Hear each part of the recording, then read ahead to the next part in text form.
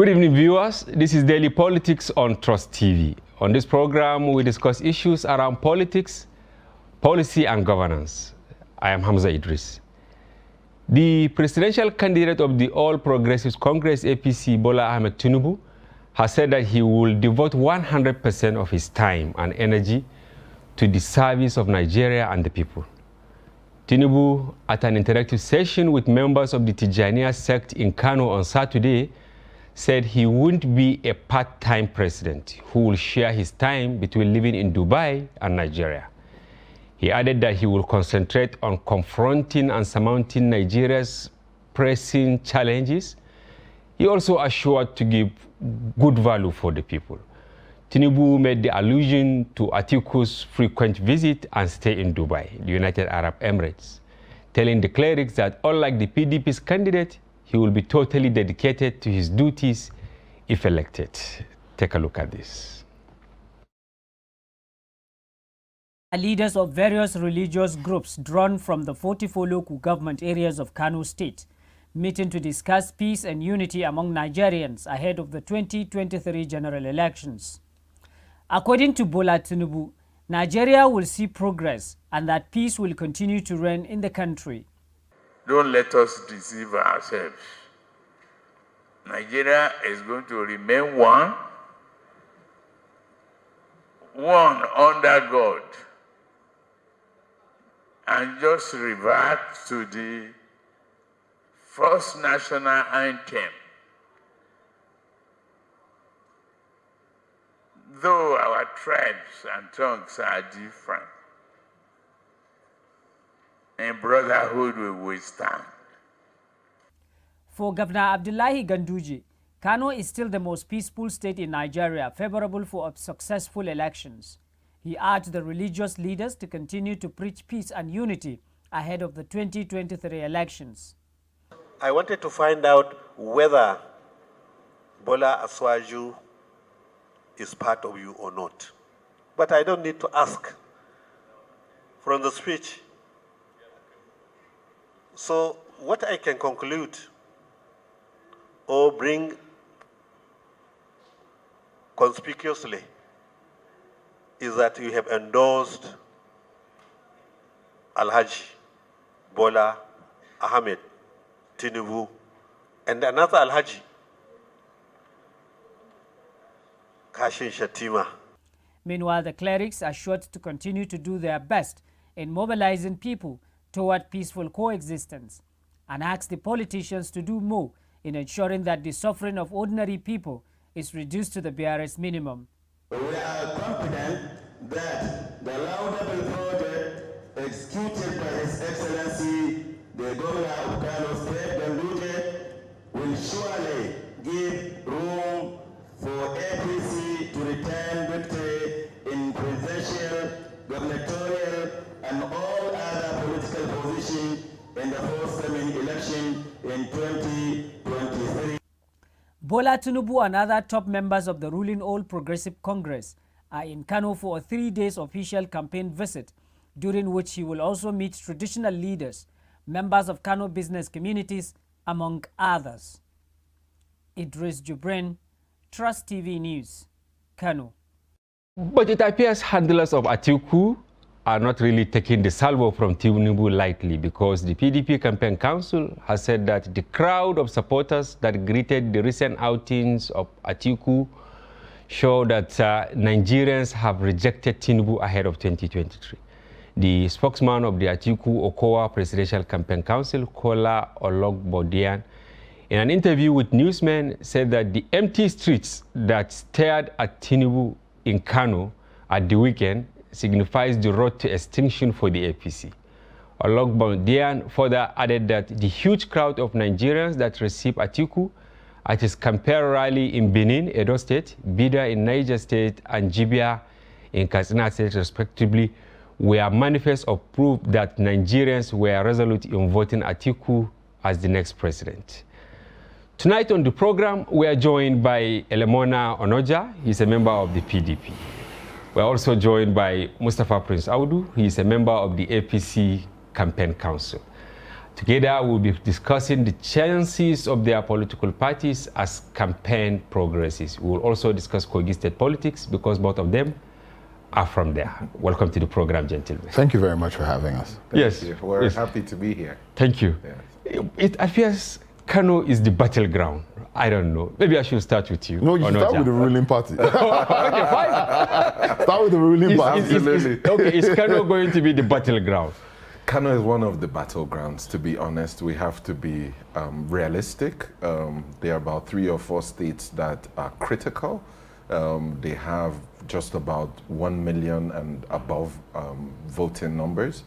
You look at Kano State, you look at Rivers State, you look at Lagos State. These states are very critical, high number of voting. So yes, Kano is a battle state, and we're happy to say that inshallah, come 2023, February 25th, Kano will be one of those that will win with landslide victory. Onoja, what do you have to say? Kano as the battleground. It is one of several battlegrounds. The entire country is a battleground, to be honest. Sure. The entire country is a battleground. But some of the candidates claim they have their territory untouchable. Nobody can approach those places. I think that anybody who approaches elections in that old style of saying that, you know, certain places are more important than others, or certain places are more critical than others, isn't doing a fair assessment of the entire election. The truth is, in this election, every single vote, every single where counts. Every single vote, whether in Lagos, in Kano, in Port Harcourt, in Rivers, in Kebbi, in Katsina, in Benue, in Kogi, every single vote counts. It is one of the most keenly approached elections. I think that the numbers will, when they eventually come in, convey the will and the aspirations of the people, and will express disappointment at the way this country has been governed over the last, by the time that we'll be at the elections next year, it would have been the last 8 years. It will express the disappointment. And we can say, you know, from a PDP point of view, that we've seen sufficient enough dissatisfaction among Nigerian people about the failings of the ruling party. We will go to that. We will go to that, yes. But yes. Mustafa, Tinubu and his team, they have been in Kano for more than 3 days. Why? What informed that as a member of the Presidential Campaign Council? To be honest, we're strategically looking at the places that are of high value and high importance to us. We've broken it down into zone by zone. Okay. And whenever we go to each zone, we make sure that we tackle each place. What we've done is put it in such a way that we'll continue to rotate around the country. So if we go to the northwest or the northeast or the southwest or the southeast, we'll pick 1 or 2 states, visit, then switch location to another geopolitical zone. This is to keep us fresh in the minds of the electorates, to show the electorates that we're ready to face the challenges and the battles ahead. We are also very much aware that there are a lot of people who are not very happy with some of the current situation, especially in terms of economics. But we've also done very well in other aspects. So we're bringing it to the fore, to their mind, to their attention, to know that, yes, us having an economic problem is not independent of the situation around the world. Nigeria in 2016, 2017 went into a double-dip recession. We came out of that and then faced the global economic shutdown, the lockdown that came out of, emanated from the COVID-19. In addition to that, if you look at 100 years ago, the last pandemic was known as the Great Depression in the US. Over 30,000 people died. The economy was decimated completely. Many industries shut down and never recovered. So we have faced similar challenges. If you look now around the world, you see the UK has lost. This is the year of 3 prime ministers and 2 monarchs. So if you look at that, you look at the US, you look at the war in Russia and Ukraine, you look at these extenuating circumstances, then you know that plus global warming, of course, which is causing huge flooding in those communities that are in flood-prone areas.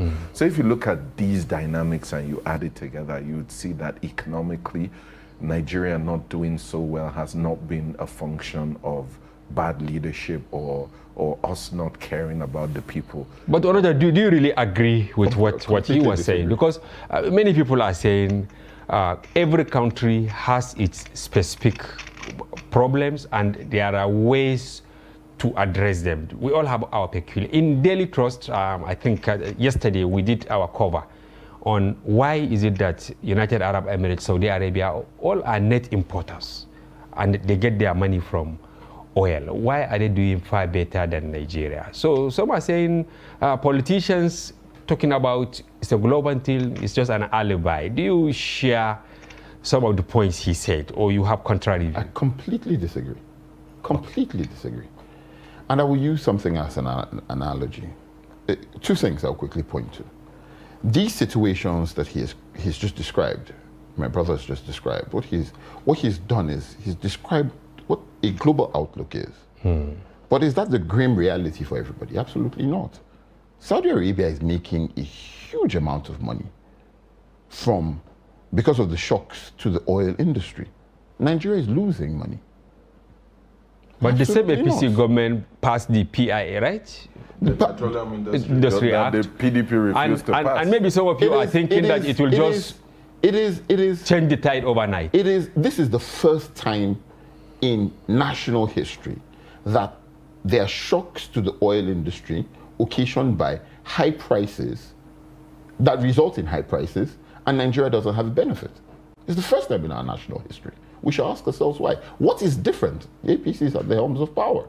Now, I will use the flooding as an analogy. There's certain things you cannot, I'm a lawyer, that we call that sort of thing in law an act of God. You cannot, I will not criticize the flooding.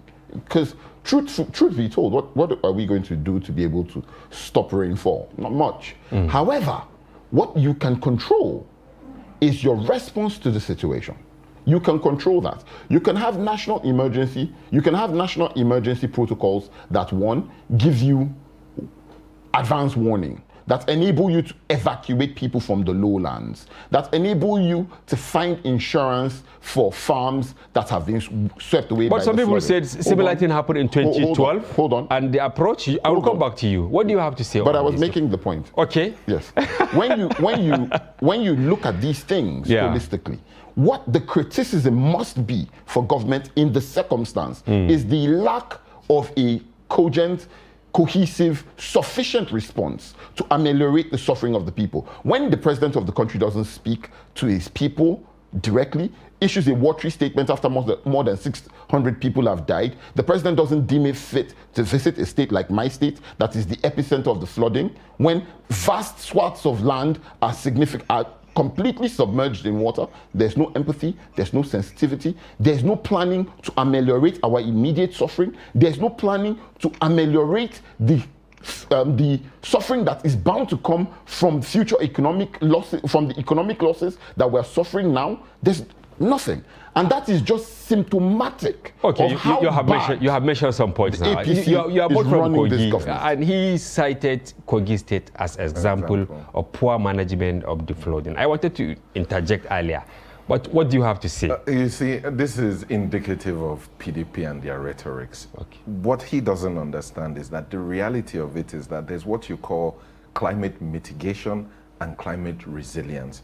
Climate mitigation is responding to these issues that have occurred. For example, now the NEMA, National Emergency Management Agency, has responded, providing millions business entities, better than what was in 2012, because we had similar terrible scenario. Absolutely. To be honest, I'll not sit here and make a comparative analysis without the statistics. I don't want to do that and give you false information. But if you look at, in terms of climate mitigation, yes, we are acting to respond to these threats that have affected so many areas. And he said that they should be reporting. National Meteorological Agency reported flooding in 24 states. But you see, when you're moving, this affects millions of people. It's not easy to, in the midst of all these challenges that we face, go and relocate people without the disasters affecting. So a lot of people, even in Kogi State, I've seen the governor move about on boats, which he has seen himself. We've seen that some of the communities have been moved to areas for displaced people. There has been a lot of mitigation, but unfortunately we're keen to show the negatives rather than the positives, or what responses that we are carrying out to do. That's number one. Number two, in terms of climate resilience, because what you want is a long-term solution. These short-term solutions cannot solve the problem. So climate resilience, what is that? First of all, in order for us to benefit from climate change, global climate change, we have to be amongst the communities that have signed to law the Global Climate Change Act. Nigeria just signed that. For the first time, we're part of the global community in terms of climate change. We now have access to funding. We now have tremendous amount of support from a lot of entities. I know the BCG, which is the Boston Consulting Group, just came into Nigeria to provide solutions towards short-term, medium-term, and long-term solutions towards mitigating these climate risks and creating resilient structures that can absorb things like creating channels to channel these waters from areas of high risk to areas that there's no water at all. This will help improve agriculture. Yeah. Then the issue of precipitation, which he was talking about, because of the practices in place right now, there's a tremendous amount of high precipitation, which means that a lot of sun is hitting the water and the waters are rising fast. It's like you're good in environment. Let me take us back to the issue of the day, because so many, stone throwing and all that. What is your thinking? Because Tinubu, they are still, I think, if not maybe at the last hour, left Kano, they are still there. Do you have chances in Kano? Because this is the base of an NPP candidate, Konkoso. So probably that was why Prince and others now, they stayed there for days. What are your chances, despite the Konkoso phenomenon? The first thing that we must first agree, that and this is a phrase that we heard became very famous when Buhari came into power, when the president came into power in 2015, body language, right? The body language prevalent from the city is one of rejection. It's one of rejection for the APC. Where? In Kano. Sure. The body language prevalent in the city. And I know because I've been, one. Two, while we also know that our home base for Kwankwaso, right? We know that Kano has always been a cosmopolitan city. SDP, ADP, they have also made certain inroads there.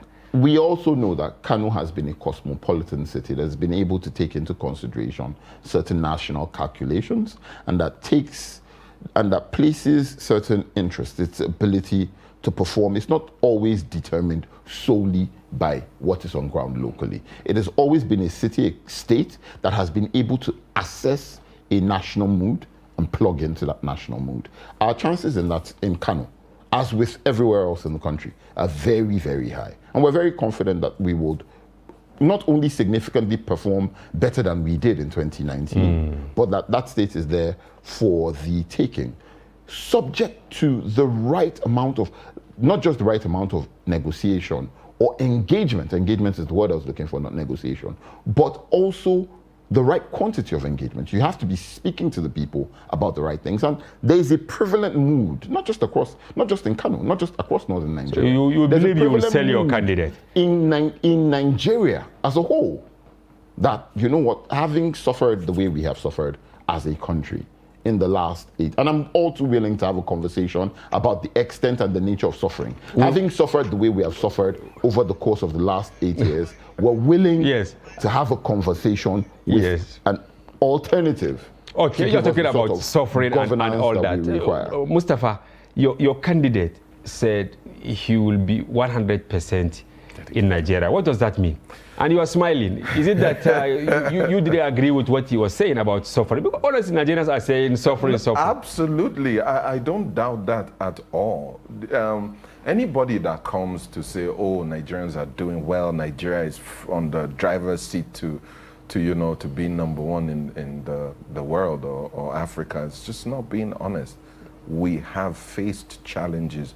We are facing challenges at this critical time when it is essential for us to move forward as a people collectively. Picking the leader who would lead us over the next 4 or 8 years is paramount, is essential. And when you want to pick these leaders, it is critical that you look at their CV. especially anybody that has served the nation before. If you've served in a business capacity, then you look at what they've done in business. If they've served in an office to govern, all you have to do is look at what they've done. And amongst the top candidates, the best, with the best CV, is Asiwaju Bola Ahmed Tinubu. And I'd use Lagos as the case study, because why not use, if you look at his party? Why not using the achievement of his party? Because you have to, exactly what I said, anybody that is coming into office, you must use their CV. You must use what they have pedigree. done. Absolutely. Now, if you look at Lagos, is he not running away from associating himself with what is happening at the center? No. It's not that, right? It's we're a party, we're a collective. We have a general dream, general goal, but each person, it's up to each leader. He's smiling. You were smiling the whole time. It's up to each leader to chart the way. So therefore, you have to look at what this leader has done and his capacity to chart the way. We needed initially a few things in place: infrastructure, targeting a lot of insecurity, corruption in the system. These things were critical, existential threat at the time we came in. Now the threat to us is economic prosperity. You need somebody with that caliber, that capacity, that ability to transform negative trends to positive trends. And an example, let me just give you basic numbers. Okay. When Asiwaju Bola Ahmed Tinubu took over as governor of Lagos State, there were two things. One, negative GDP. Two, the amount of IGR was 2 billion. Today, Lagos is the 5th largest economy in Africa, and Lagos has over 770 billion he in left GDP. Since 2007. Perfect. When he came into office, he came in with a 25-year plan, a plan from 1999 to 2024. We're in 2022 now. What you're seeing are the plans he laid out from the beginning: continuity, finding the right people to continue in infrastructure, empowerment, youth especially. I will have a question for you along that line, but I want you to answer the second leg of my question. Okay. When he said he will be 100% in Nigeria. What does that mean? We have our former vice president who, when he lost in 2019, took off to Dubai and spent the whole time in Dubai. That's why there's crisis in the PDP. He spent between 2019 to 2021 in Dubai, then came back late 2021 to try and wrestle for the party ticket, which he ended up succeeding. So now you have governors in the party like Governor Nyesom Wike, who said, I have been here funding this party, working hard, bringing the PDP together, only for you to come and claim all my hard work and then put me on the side. So you have about 14 or 15 it's like governors. You're supporting Governor Wike. Can you interject? I want to do you agree with what he said? You have 14 your candidate absconded since after the you have 14 governors. I was out of decorum. The Benue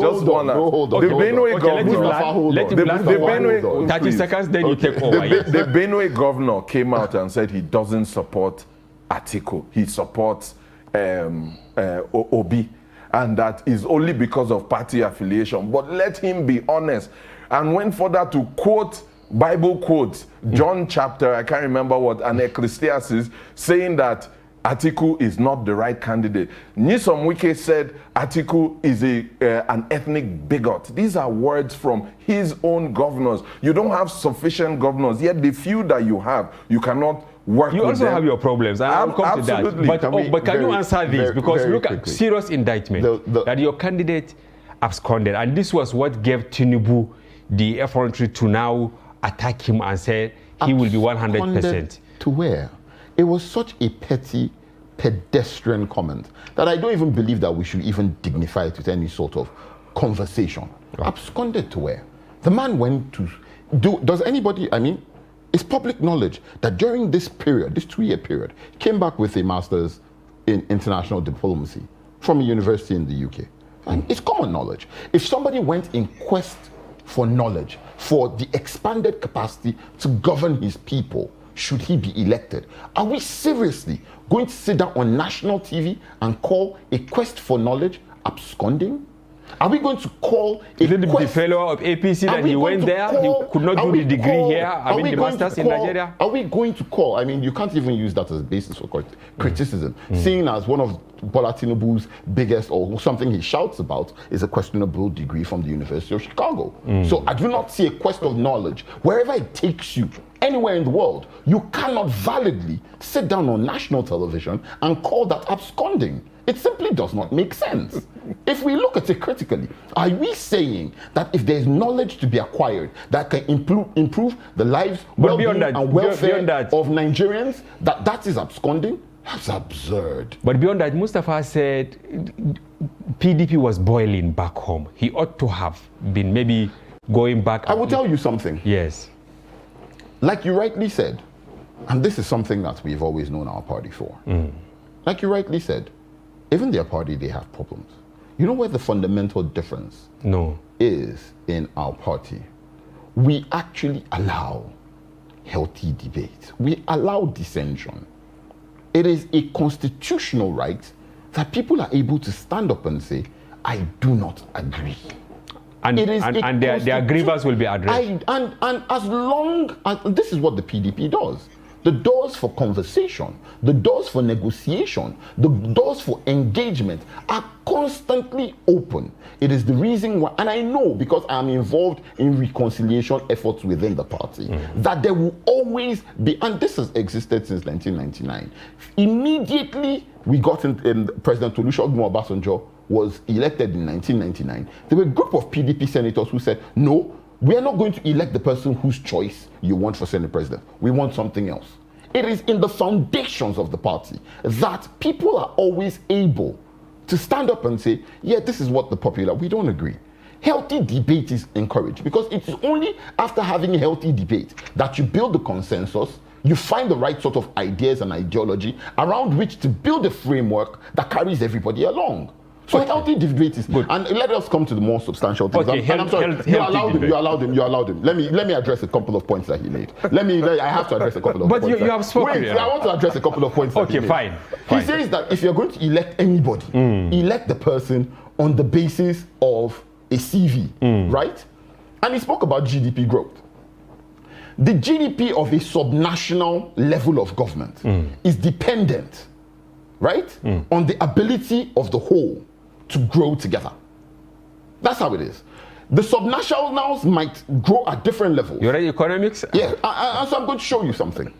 Between 1999 and 2007, the GDP of the Federal Republic of Nigeria grew from somewhere around 50 billion to somewhere around 200 billion. What is your PDP? Courtesy of the market-driven, private sector-led initiatives of the People's Democratic Party. I will go on to say... But you had a lot of money then. Hold on. The GDP growth in 1999 was 0.3%. The growth of the Nigerian economy in 1999 was 0.3%. In the year 2000, 5%. In the year 2002, 3 years later, 15%. Year on year.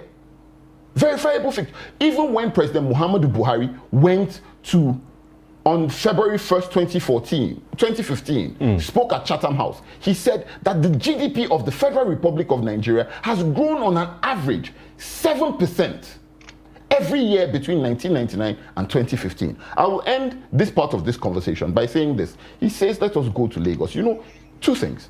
He wants to go to Lagos. We should use Lagos as the basis. Because if we use the federal as the basis, we've suffered recession, we've suffered GDP contraction, we're the most insecure we've ever been, record unemployment, record lack of access to healthcare and all that. So they don't want to be tied to the federal government. So let's go to the Lagos.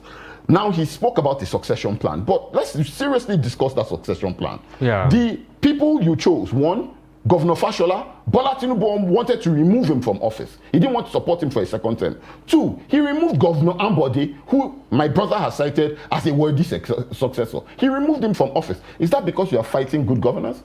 Now, let us now even talk about the Lagos. Lagos, you can't say you're going to compare Lagos to other subnationals. It's a bigger economy. Compare Lagos to subnationals across Africa that have a comparative revenue stream.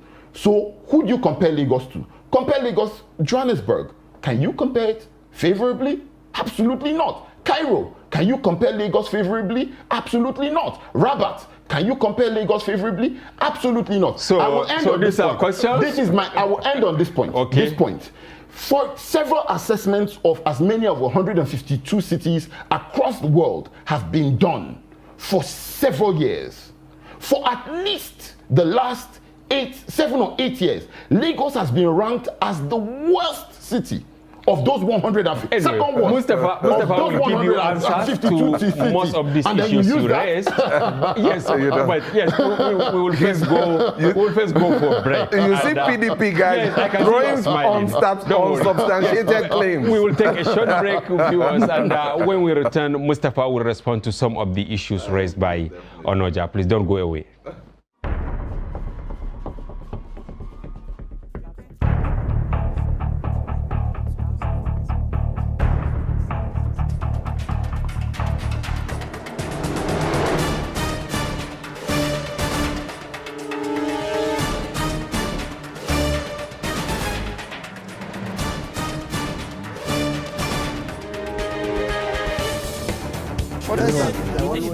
That's great.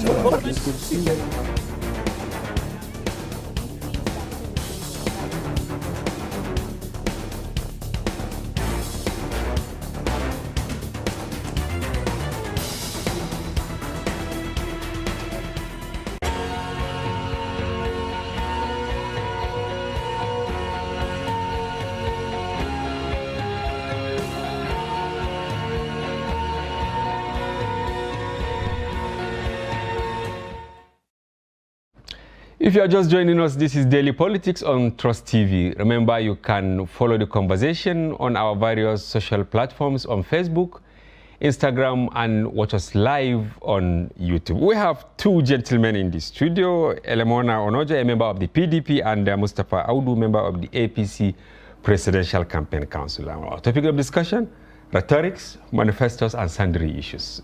He posed so many questions to you that, you know, everywhere Tinubu travels to, he spoke about the achievements in Lagos. But Absolutely. Here we are, Onoja said, in Africa ranking, Lagos is nowhere to be found. Global. Well, you cited Cairo, you cited, and in Kano, you know, and even in Abuja, while reeling out his manifesto, he said he's going to, you know, mobilize export-driven economy to change the Absolutely. GDP and all that.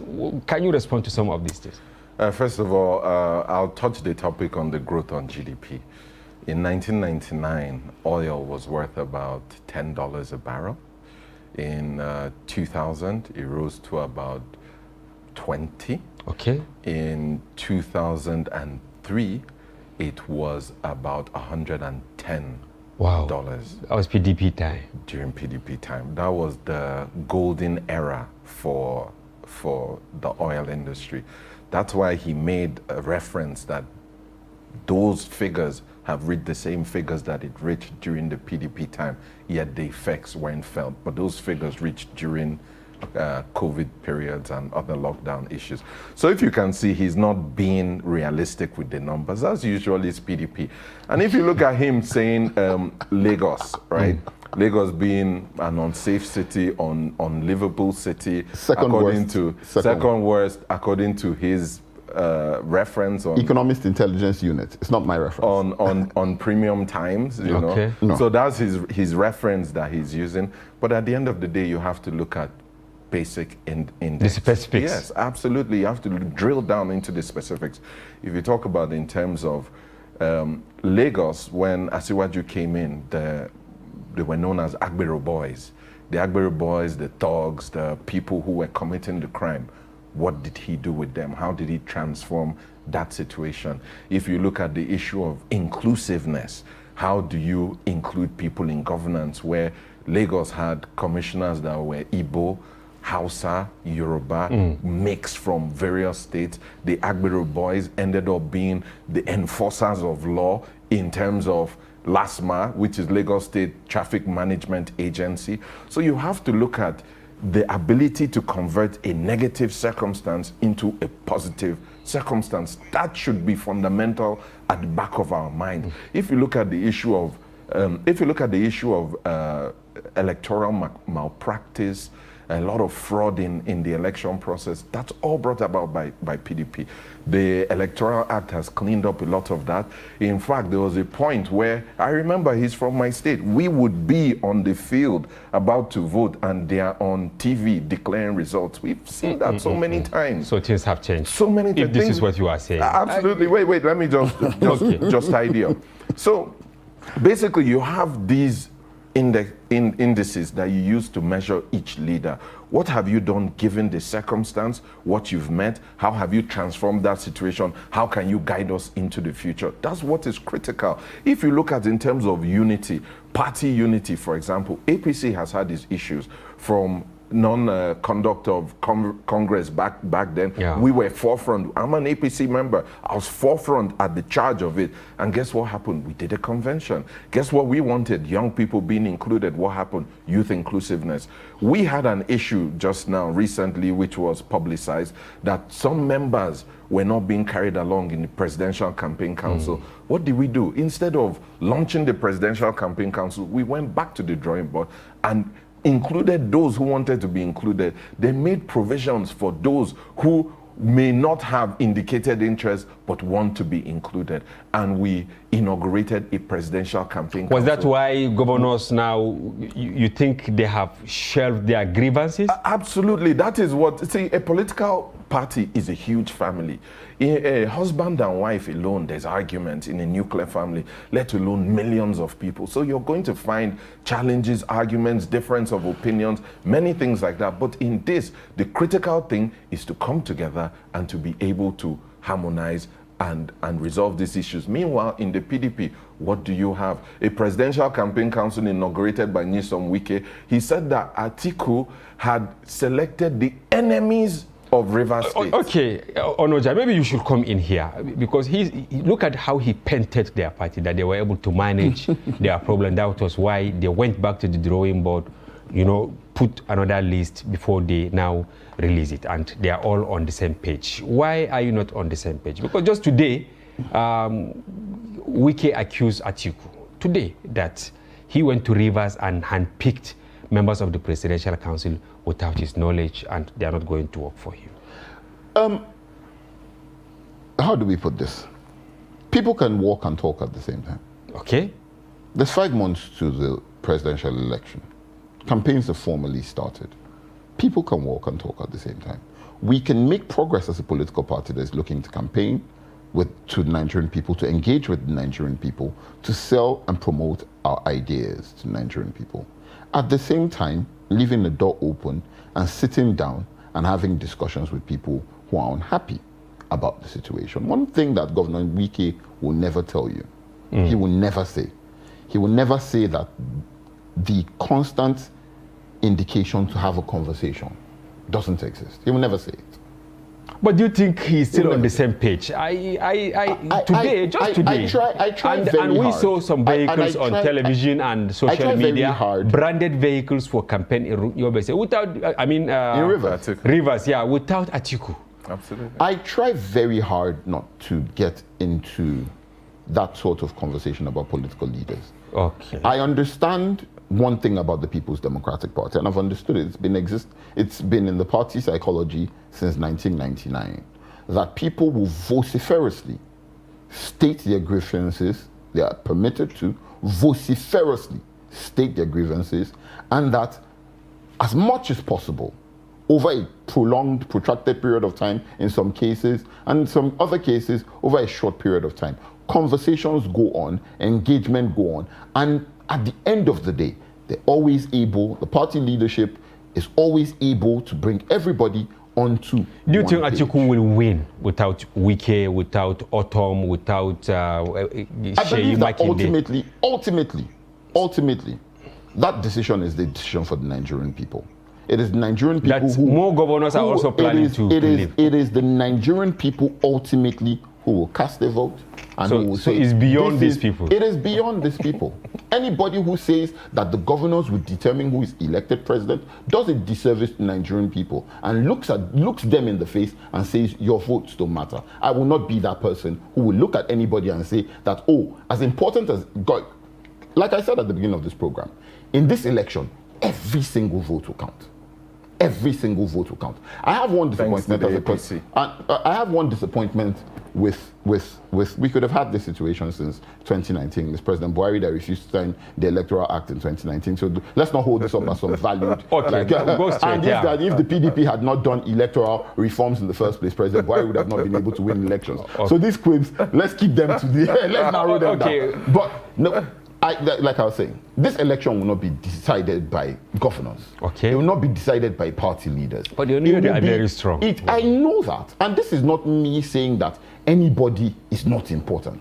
This is me saying that the most important person or sets of people are the Nigerians who have registered to vote, who have collected their PVC, and who make their mind up that on election day, they will come out and vote. I'm not going to determine, or I'm not going to call this election based on the annoyances or grievances of political leaders across the country. Mustafa, you know, in APC, it is Yes. not also yet over the way you painted it, because Tinubu is being accused of being a high-handed person, like saying this is the person who will be governor in Lagos. You cannot be. Just last week, I think, is it the CAN chairman there said they had to work on Tinubu for him to even allow Sanwo-Olu to have a second chance, which is going to slug it out with the PDP. Is this how he's going to behave at the center? To be honest, this is the very first time I'm hearing that. Of course.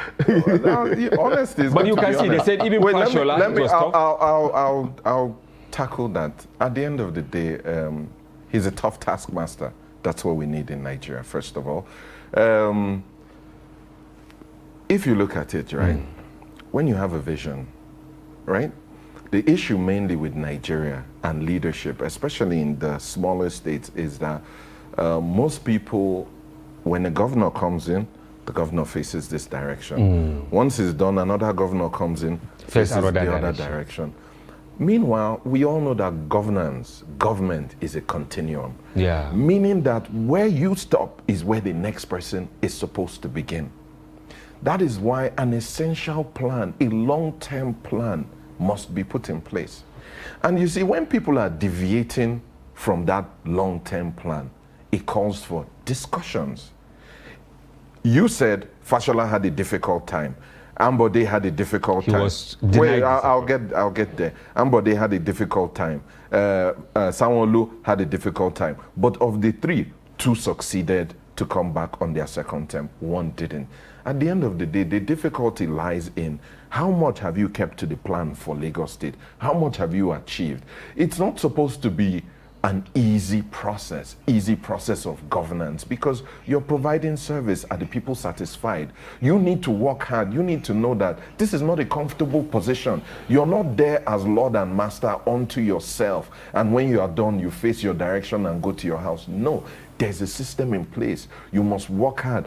And the plan is so dynamic. But is it true that Ambode could not secure a second time because there are some people he's supposed to be servicing? In terms of performance, they say he performed very well. Yes, he did. He did. Yeah, You see? To be honest, that's PDP now. Because when he was there, they will say he didn't do well. I'll still say that. Now, comparatively. Now they are saying, Comparatively. now because he's out, to buttress their point, they are saying, oh, Comparatively. he was good. And that's another issue with Nigerians. We don't like giving credit to those who have done great while they are alive or while they're in that position. We push them down, we put them down, we crush them. We crush them. Then when they are gone, they say, oh, had I known, what a great guy. Oh, I remember President Yaradua. You know, a lot of people attacked him. PDP especially were the people who fought him the most. When he died, the moment he died, there was no APC, so don't blame APC. I have this question for the two of you, because we have few minutes and we want to go to Koji. The two of you are young people. Absolutely.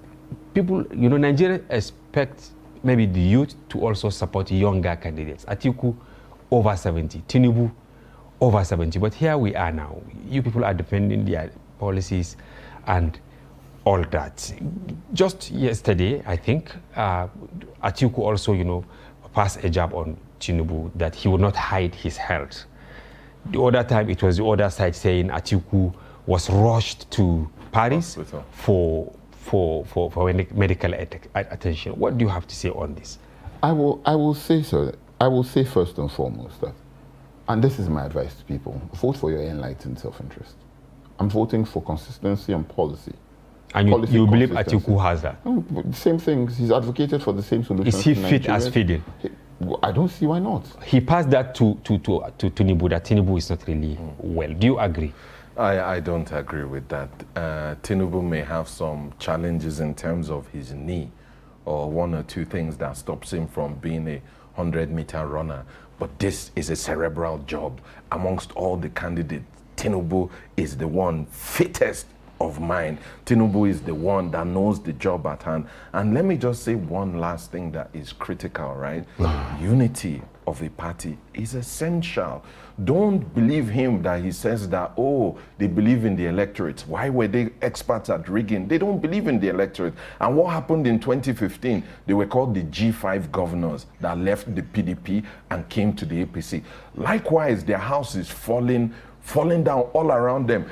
A man that cannot keep his home and his house together cannot expect, let me finish, then you can go. Okay. A man that cannot keep his home and his house together cannot expect to lead the rest. He went to Ariwa House and said, vote for me, I'm a northerner like you. You need a northerner. We don't need a Yoruba president. But you don't need an Igbo president. Multiple statements saying the. But we heard what he said. I watched it myself, and that's exactly what he said. And I've refrained from calling this out, but I will call it out at this point. Okay. And I will start using, the example you cited about being rushed to the hospital in Paris.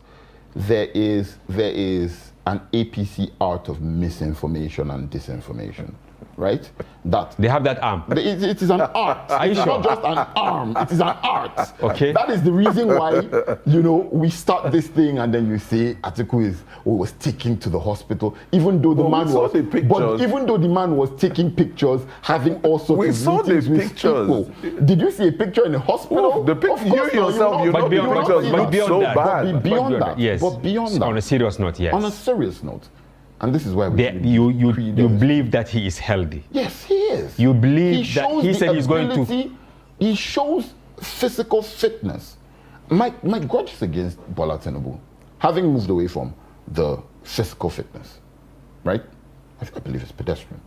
My grudge, where that is twofold. One, transparency. Transparency. If something is wrong, say something is wrong. One. Two, it is not just about age of the body. It's about the age of the ideas. The ideas being proposed. I read the APC manifesto cover to cover, and I can pick one thing out for you. Economically, to boost manufacturing, Bola Tinubu says he will give tax incentives to foreign companies to invest in Nigeria. Right? Atiku says, I will give tax incentives to local companies to improve their production so they can export. The age. You see the difference. It is the age of the idea. One seeks to empower locally so that you become a global player. The other seeks to to keep you local and bring foreigners into you. He will sell. I'll love to respond to that. Okay. Hold on. Because we're coming to the end of the program. Okay, I'll end here. In 10 seconds, yeah. I'll end here. Okay. Lagos has faced the same problems perennially. It floods once it rains. People spend an average of 4 hours a day in traffic. There are no jobs. There's a thuggery problem. Anybody who says to you that thuggery problem has ceased to exist is lying. There is a lack of housing. There's a lack of potable water.